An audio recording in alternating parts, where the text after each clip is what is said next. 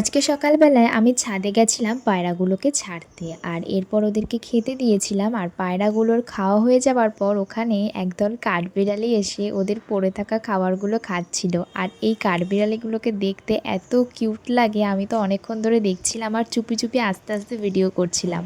ওরা আমার দিকে দেখছিল কিন্তু বুঝতে পারছিল যে আমি ওদেরকে কিছু করব না। আর ওরা প্রায় আসে আর এরকম টুকটুক করে খাবার খায়। আর এরপর আমি নিচে এসে আমার জন্য বানিয়ে নিলাম 1 গ্লাস ছাতুর জল। তো সেটা খেয়ে আমি রেডি হয়ে গেছিলাম।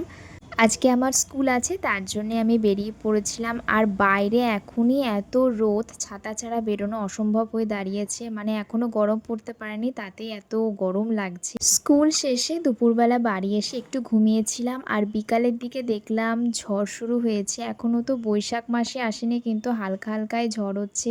ভালোই হাওয়া দিচ্ছিল বিকালবেলা। আর এই সময়টা আমি একটু বাইরে বেরিয়ে হাওয়া খাচ্ছিলাম। আর এই ওয়েদারে আমি বানিয়েছিলাম একটু দুধ চা, তার সাথে দোকান থেকে কিনে নিয়েছিলাম একটু আলুর চপ আর তার সাথে স্যান্ডউইচ। আর এরপর টিভিটা চালিয়ে লহ গৌরাঙ্গ নামরে এই মুভিটা দেখছিলাম। খুব ভালো লেগেছে আমার এই মুভিটা। So that's it for today. আবারও দেখা হচ্ছে পরের ভিডিওতে।